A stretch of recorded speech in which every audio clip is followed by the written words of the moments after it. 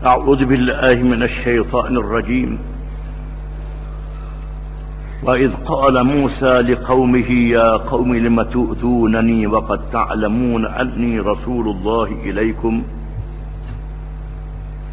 فلما زاغوا أزاغ الله قلوبهم والله لا يهدي القوم الفاسقين.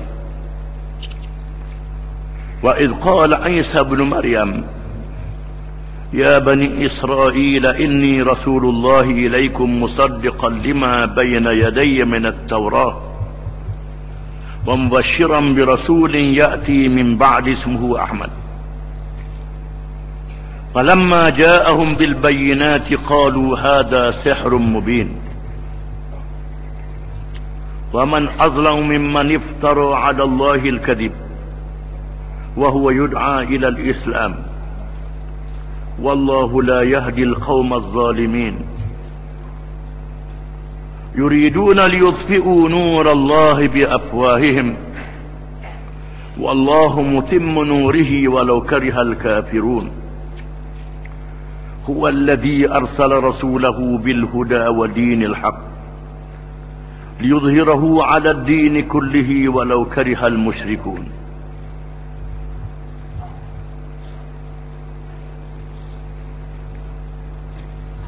Maksudnya, dan ingatlah peristiwa ketika Nabi Musa berkata berkaumnya, wahai kaumku, mengapa kamu menyakitiku?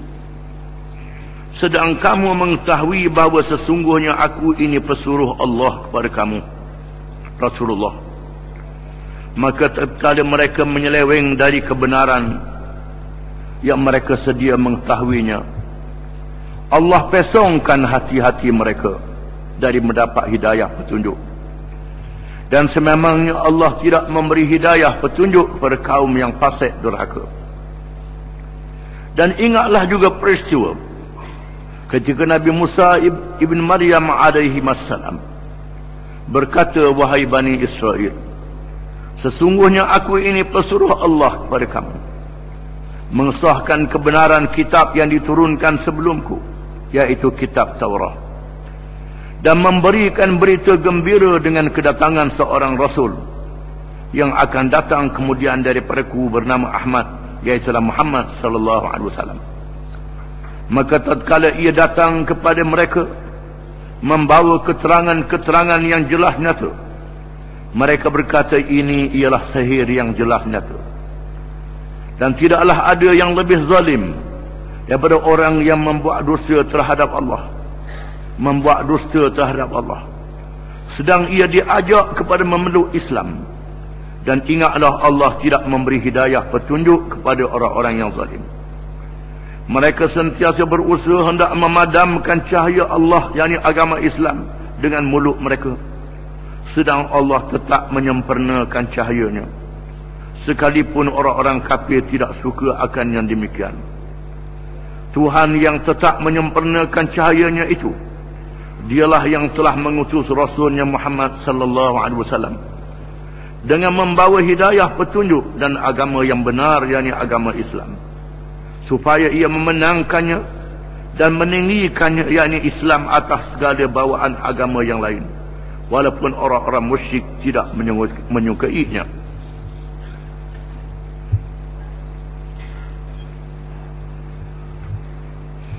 Ayat yang pertama daripada ayat yang kita baca pada hari ini menyatakan berkenaan dengan Nabi Musa alaihi salam dengan kaumnya.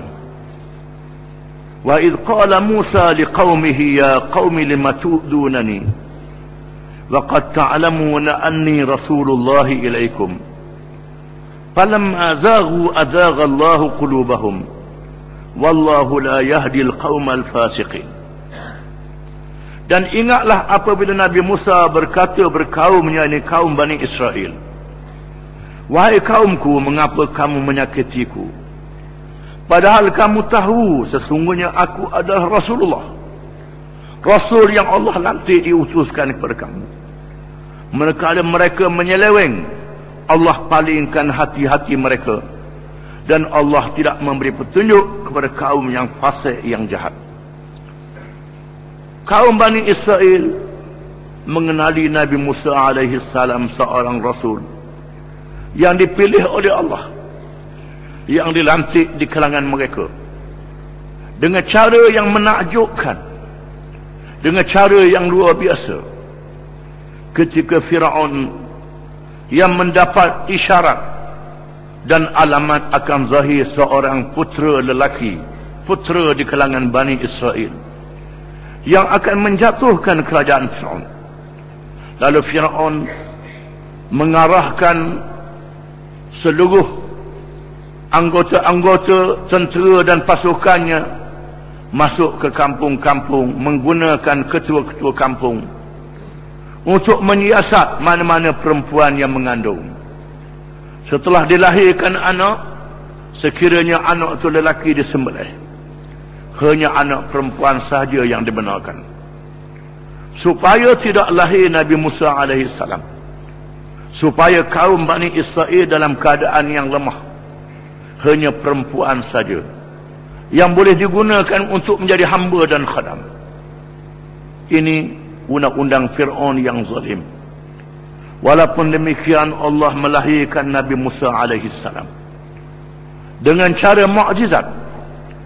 Fir'aun yang hendak dibunuh itu diperintah oleh Allah melalui wahyu kepada ibunya supaya menghanyutkan anak dalam kotak kayu yang dibuat. Anak yang bernama Musa terdampar di jeti berhampiran dengan istana Firaun. Petugas-petugas Firaun mengambil seorang budak. Akhirnya Allah Ta'ala masukkan dalam hatinya, tak jadi nak bunuh. Musa dipelihara di dalam mahligai dan istana Firaun. Dikembalikan kepada ibunya semula kerana dia tidak mahu menyusu dengan perempuan yang lain. Musa dibesarkan dan Musa berjuang untuk menegakkan agama Allah, membawa ajaran yang benar dan seterusnya menyelamatkan Bani Israel daripada kezaliman Firaun dengan cara mukjizat. Apabila Firaun dan bala tenteranya ditenggelamkan di dalam Laut Merah, bala tentera Firaun yang jumlahnya berjuta, tentera yang besar, yang terhebat di zamannya, dibinasakan oleh Allah dengan tenggelam dalam laut secara mukjizat. Apabila Musa diperintah oleh Allah memukul tongkat ke laut, setelah Bani Israel yang mahu meninggalkan Mesir tersekak di laut, mereka diburu oleh bala tentera Firaun. Lalu mereka berkata, inna lamudrakun, habislah kita kali dibunuh oleh Firaun. Engkau ni pandai sangat Musa, suruh lari. Padahal duduk di negeri tak ada apa-apa, dah apalah, kerja teruk pun tak apa, sekarang mesti kena bunuh. Nabi Musa kata, kalla inna ma'aya rabbi sayahdin. Tidak sekali-kali Firaun dan tenteranya tidak boleh membinasakan kita, kerana ini janji Allah. Inna ma'aya rabbi sayahdin, bersama dengan aku Tuhan aku, Tuhan aku akan tunjuk kepadaku bagaimana nak menyelamatkan kita. Lalu Allah mewahyukan kepada Musa alaihi salam supaya memukul tongkat ke laut. Sebaik saja tongkat dipukul, maka laut terbelah menjadi 12 lorong. Mengikut lorong-lorong, mengikut jumlah kabilah Bani Israel, 12 puak. Mereka selamat di seberang sana, Fir'aun ditenggelamkan. Dan banyak lagi mukjizat Nabi Musa alaihi salam yang mereka tengok, tetapi mereka sangat menyakiti Nabi Musa alaihi salam, menyakiti tubuh badannya, menyakiti tidak menerima ajarannya. Dalam satu kisah yang disebut dalam hadis, Nabi Musa bila nak mandi mengasingkan diri daripada orang ramai, kerana zaman tu zaman payah kain, zaman tak ada bilik mandi. Nabi Musa pun pergi jauh di sungai, jauh pada orang, supaya orang tak tengok aurat dia. Orang tak tengok aurat dia. Mandi dalam bertelanjang dan letak baju dia, kain dia di atas batu. Lalu Bani Israel kata, Musa ni pasal apa dia lari jauh? Pasal dia buruk. Dia bergeluk Nabi Musa buruk. anak Bani Israel, yang menghina Rasul dia sendiri, Nabi dia sendiri. Satu hari Allah Ta'ala nak buktikan Nabi Musa tidak cacat. Nabi Musa mandi, letak kain baju dia atas batu. Sudah mandi bersih, dia pun nak pergi ambil batu jalan. Batu tu melapak bergerak. Nabi Musa kejar batu. Hei, baju aku tu. Musa kata, baju aku. Kejar. Akhirnya Bani Israel tengok Nabi Musa tidak buru. Ini secara mukjizat. Itu satu. Di antaranya Qarun. Qarun ialah orang kaya Bani Israel yang bersekongkol dengan Firaun kerana dapat projek yang banyak daripada Firaun. Dia boleh projek banyak, Qarun ni. Dia orang Bani Israel tapi tak sokong Nabi Musa, sokong Firaun. Pasal apa boleh projek banyak? Boleh kekayaan yang banyak, emas yang banyak, sehingga kunci gedong dipikul oleh orang-orang yang gagah perkasa. Banyaknya anak kunci. Dan dia menyokong Firaun, di mana Qarun bersama dengan orang-orang Bani Israel yang menyokong dia membuat fitnah terhadap Nabi Musa, mengatakan Nabi Musa telah berzina dengan seorang perempuan lacur. Dia beri upah kepada perempuan lacur itu, mengisytiharkan pada orang ramai bahawa dia berzina dengan Nabi Musa. Nabi Musa apa pergi? Pergi, dia buat menjelih. Tuhan palingkan lidah perempuan itu, mengatakan Qarun upah dia. Qarun upah dia. Ini kerja Bani Israel. Padahal mereka tahu Musa adalah Rasulullah. Pergi sokong Firaun juga. Ini masa di Mesir ini. Menyakiti Nabi Musa alaihi salam. Kemudian bila mereka diselamatkan daripada kezaliman Firaun, mereka melihat kaum yang menyembah berhala. Lalu mereka minta dengan Nabi Musa, minta buat Tuhan ganti. Senang nampak cokoh depan. Dah erti sungguhmu ni, kata Nabi Musa. Tuhan ajar kita agama yang molek, agama yang bagus, agama yang baik, yang betul. Mu nak ikut puak kafir yang menyembah berhala. Sangat menyakiti Nabi Musa AS. Ketika Nabi Musa bermunajat menghadap Allah Ta'ala, dan Allah Ta'ala serahkan kitab Taurat kepada Nabi Musa AS, yang ditulis pada papan batu yang diberi oleh Allah, yang terkandung di dalamnya hukum syariat Allah Ta'ala, macam-macam hukum ibadat, hukum amalat, hukum jinayat.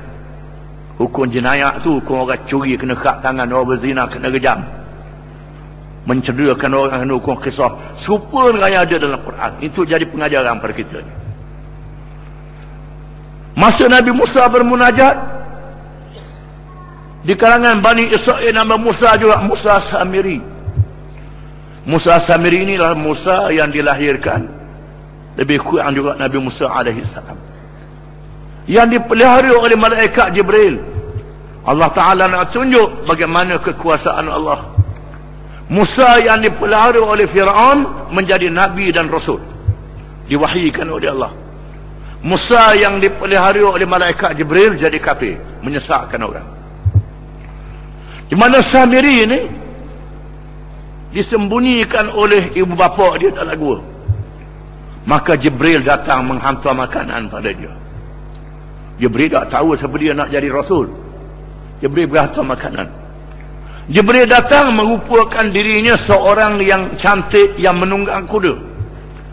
Lalu diambil bekas tapak kaki kuda Jibril, disimpan. Akhirnya dilahirkan Nabi Musa AS. Ketika Nabi Musa bermunajat, oleh kerana banyak emas yang ditinggalkan oleh Firaun, ada di antara mereka yang mengambil emas-emas itu, lalu dia buat patung lembu. Lalu Samiri ambil tapak bekas tanah tapak kaki Jibril, dia letakkan pada patung lembu emas, dan lembu pun berdemah. Bila lembu berdemah, ni Tuhan pakak sembah lembu pula dah. Nabi Musa balik daripada munajat, melihat kaumnya menyembah lembu dan menerkam Nabi Harun. Dia pegang kepala, pegang janggut nak pulah kepala Nabi Harun. Mengapa kamu biarkan mereka jadi sesat masa aku tinggal 40 hari saja? Musa kata. Harun kata, aku dah nasihat, tak takut aku. Dia tak takut. Kerana banyak saya tak takut Nabi Musa. Nabi Harun dia tak takut. Aku dah nasihat, degil. Kalau aku degil lagi, dia bunuh aku pun. Nabi Musa berdoa pada Allah Ta'ala. Allah Ta'ala hukum supaya bertaubat dengan cara mereka membunuh dia antara satu sama lain. Dia beri senjata, pakat lawan sama sendiri. Mana yang mati-mati, yang hidup-hidup. Ini hukum Allah Ta'ala. Mereka minta digelapkan, lalu digelapkan matahari, tak ada gelap, mereka berlawan dengan senjata.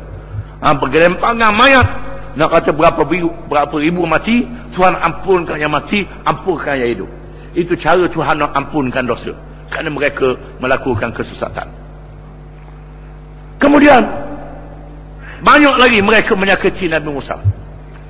Oleh kerana kitab Taurat ni memerlukan negara, hukum hudud, hukum qisas yang ada dalam Taurat tak boleh diamal, kena ada negara. Bukan bermakna bila ada hukum kerak tangan orang curi, orang curi naik rambah kita, iga ambil kapok kerak, tak boleh. Tak boleh begitu. Kena ada Tok Akring, walaupun kita tahu dia curi, tak boleh. Bukan kita yang hukum, kena kerajaan yang hukum. Kerajaan tu kerajaan Islam. Tengok orang berzina, kita boleh igak pakai katok, tak boleh. Tak boleh begitu. Suruh dia bertaubat dia kalau tidak ada negara. Bukan begitu. Bukan cara begitu.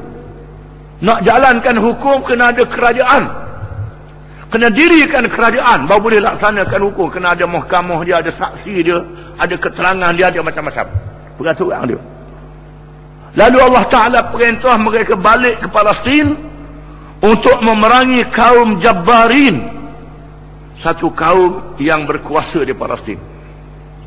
Yang berkuasa di Palestin, kaum Jabbarin, yang terkenal dengan gagah perkasa, yang terkenal dengan jahat, zalim. Tuhan suruh pergi berperang, halaukan Jabbarin, bebaskan Palestin. Setelah menang, tegakkan kerajaan yang menjalankan hukum yang ada dalam Taurat. Lalu mereka kata, wahai Musa, idhab anta wa rabbuka faqatila inna hahuna qa'idun. Wahai Musa, kaum Jabari ini hebat sangat, kami tak ambil takut. Pergilah mu dengan Nabi Harun, mu dua dengan Tuhan. Pergilah kamu berdua dengan Tuhan kamu, kami tak mau pergi, kami nak duduk di sini, tak mau berjihad. Padahalnya Tuhan tolong dah, Firaun dibinasakan. Sekarang Tuhan suruh mereka berjihad. Berjihad ni Tuhan nak beri kelebihan. Mereka yang mati dalam perang masuk surga selalu. Tuhan beri kelebihan. Yang menang dapat menegakkan syariat, menang dunia dan menang di hari akhirat. Tuhan janji. Hak tadi Firaun ditenggelamkan, habis itulah. Hak ni mu kena perang sendiri, kena lawan musuh. Kalau mati syahid, kalau menang dapat menegakkan negara, pahalanya besar. Mereka kata, idhab anta wa rabbuka faqatila inna hahuna qa'idun. Pergilah mu dengan Tuhan Musa, kami tak mau pergi, kami nak duduk sini. Di sinilah pada hari perang Badar yang berlaku pada 2 Hijrah 17 Ramadan, bila Nabi keluar dengan 313 orang bala tentera nak sekat rombongan perniagaan yang dipimpin oleh Abu Sufyan yang balik dari Syam, nak rampas, kerana mereka juga merampas harta orang Islam di Mekah. Tiba-tiba kabilah Abu Sufyan terlepas. Tentera yang dipimpin oleh Abu Jahal yang jumlahnya 1000 dengan lengkap dengan senjata, pasukan berkuda, datang ke Badar dan terserempak dengan tentera Islam. Lalu Nabi bermesyuarat dengan sahabat-sahabat dia. Nabi kata, bagaimana kita balik, siap bala tentera dulu, kena lawan selalu. Kena lawan selalu. Kita 313 orang saja, mereka 1000, macam mana? Lalu Al-Miqdad bin Al-Aswad radhiyallahu anhu berkata, "Ya Rasulullah, ma naqulu kama qala Banu Israil li Musa, idhhab anta wa rabbuka faqatila inna hahuna qa'idun, walakinna naqul idhhab anta wa rabbuka faqatila inna ma'akuma muqatilun." Wahai Rasulullah, kami tidak akan kata pada Rasulullah sebagaimana kaum Bani Israel kata pada Nabi Musa, "Pergilah Musa dengan Tuhanmu, kami nak duduk sini." Tapi kami kata Rasulullah, "Pergi, kami akan bersama di mana saja wahai Rasulullah." Ini diucap oleh Al-Miqdad pada hari Badar. Kau Nabi Musa ni, pergilah mu dengan Tuhanmu wahai Musa. Nabi Musa sangat sedih, berdoa kepada Allah Ta'ala supaya memisahkan dia bersama Harun dengan kaum yang jahat ini. Lalu Allah Ta'ala hukum Bani Israel sesak di padang pasir Sina selama 40 tahun. Mereka berpusing di padang pasir, pusing 40 dah, tak temu jalan 40 tahun. Dalam masa sesak itu Nabi Harun wafat. Nabi Harun diwafatkan oleh Allah. Lalu mereka membuat fitnah mengatakan Musa membunuh Harun. Ini jahatnya Bani Israel ni. Dia kata Nabi Musa bunuh Harun. Dia buat saksi-saksi sama-sama dia. Musa membunuh Harun. Lalu Allah memerintahkan malaikat membawa jenazah Nabi Harun di hadapan mereka, supaya mereka tengok sendiri tidak ada bekas Nabi Harun dibunuh, untuk membela Nabi Musa alaihissalam. Nabi Musa diwafatkan oleh Allah Ta'ala sebelum masuk ke Palestin. Mereka sesak selama 40 tahun. 40 tahun sesak. Makna mereka yang 20 tahun jadi 60 tahun. Mereka yang 40 tahun, 60 tahun mati. Dimatikan generasi yang penakut, yang bacul, yang jahat, yang lemah.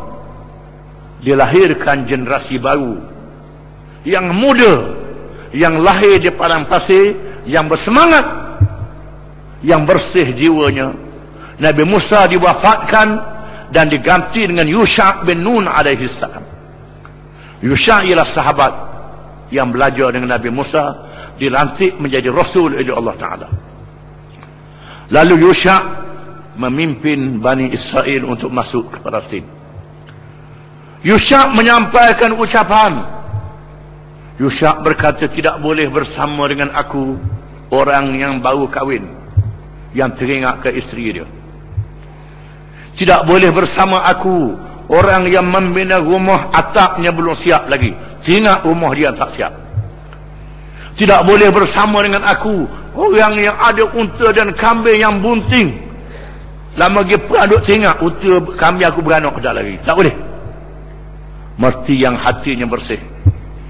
Lalu Yusha' memimpin Bani Israel masuk ke Palestin untuk berperang. Masuk Palestin, Tuhan sebut, wa qulu hittatun naghfir lakum khatayakum wa sanazidul muhsinin. Bila masuk tu, qulu hittatun, wahai Tuhan ampunilah dosa-dosa kami. Kena sebut masa nak masuk tu. Tapi mereka sebut himtatun, gandum. Sebut gandum, nak gandum ah, gandum boleh makan, hittatun boleh apa, ke nak makan ke darah je. Melayu pun ada jawab gitu ni, macam Bani Israel nak Melayu ada juga ni. Hani dia. Istighfar boleh apa? Berah dengan gandum nampak, pitih nampak. Ini. Setelah mereka berperang, lalu sampai waktu asar, matahari nak jatuh, Nabi Yusha' berdoa, wahai matahari, engkau diperintah oleh Allah, aku juga diperintah oleh Allah. Ya Allah, ya Tuhanku, tahankan perjalanan matahari sehingga peperangan ini selesai. Lalu Allah menahankan perjalanan pusingan bumi dan perjalanan matahari. Lalu mereka berperang dan dikalahkan kaum Jabarin.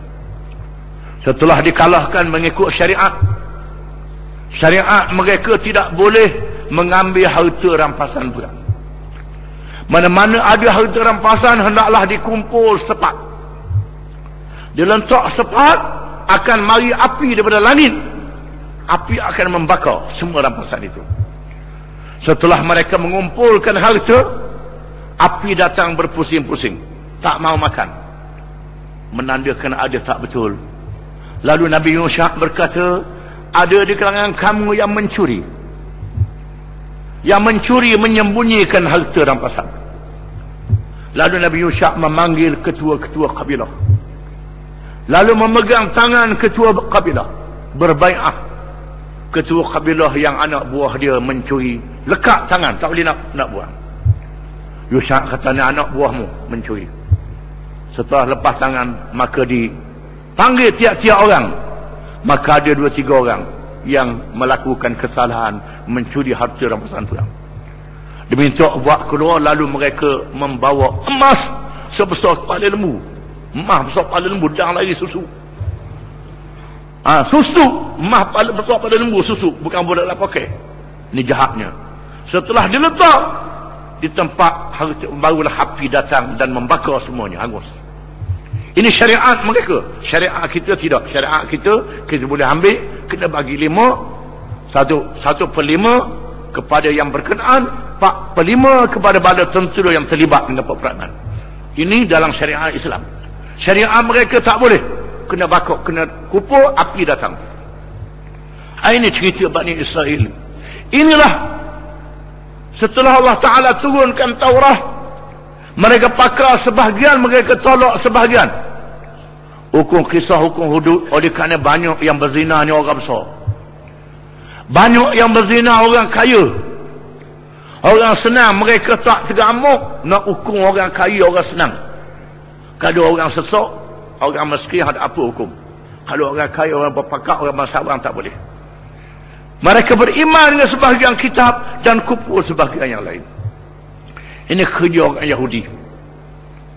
Nabi Musa berkata, lima tu'dhunani ya qaumi, lima tu'dhunani, wahai kaumku, mengapa kamu menyakitiku? Ayat ini dibaca oleh Nabi SAW di hadapan orang-orang Yahudi yang ada di Madinah, supaya orang Yahudi dengar sendiri. Di sinilah orang Yahudi tak pernah dengar Quran ni. Quran ni banyak menceritakan berkenaan dengan mereka. Ada yang ikhlas masuk Islam, ada orang Yahudi masuk Islam. Abdullah bin Salam zaman dulu, Muhammad bin Asad zaman sekarang, Maryam Jamilah zaman sekarang. Ini orang-orang Yahudi yang masuk Islam. Lima tu'dhunani, mengapa kamu menyakitiku? Wa qad ta'lamuna anni Rasulullah ilaikum, padahal kamu tahu aku adalah Rasulullah yang diutuskan kepada kamu. Falamma zaghu azaghallahu qulubahum, maka tatkala mereka terpesong daripada petunjuk Allah, Allah Ta'ala memesongkan hati-hati mereka. Maka di kalangan orang Yahudi ini lahirnya ajaran-ajaran sesat. Ajaran sesat ni direka oleh orang Yahudi. Bukan saja sembah lembu, termasuklah sembahyang batin, puasa batin, haji batin. Tak payah sembahyang dah, pakai niat saja je. Tak payah pergi Mekah, pakai niat saja. Tak payah puasa, pakai niat saja. Kita ambil ikat kaki tangan dia, dak boleh makan, pakai niat saja rasa makan. Boleh tak? Tak boleh. Ada zahir dan ada batin. Tuhan jadikan manusia ni ada ruh dan ada jasad. Bukan macam malaikat, anggota zahir yang digerakkan. Jadi semayang zahir, semayang batin, haji zahir, haji batin, nikah zahir, nikah batin, ini daripada Yahudi sebenarnya. Yahudi yang membawa ajaran ini. Orang Yahudi yang menyesatkan orang. Itu ajaran yang mengatakan politik suku, agama suku, Yahudi juga. Ajaran yang mengatakan semayang, puasa, zakat, haji, umrah saja Islam. Bak meratuh negara, hukuman jenayah, tak payah. Ini Yahudi juga. Yahudi juga. Di antaranya ajaran komunis, Yahudi juga. Karl Marx itu orang komunis. Ajaran kapitalis, itu Yahudi juga. Adam Smith, salah seorang pemimpin kapitalis, ini juga ialah Yahudi. Ajaran etis yang tak payah kahwin, tak cari tolak adanya Tuhan, Yahudi juga. Ajaran yang hidup bebas, happy, ini Yahudi juga, semua Yahudi belaka.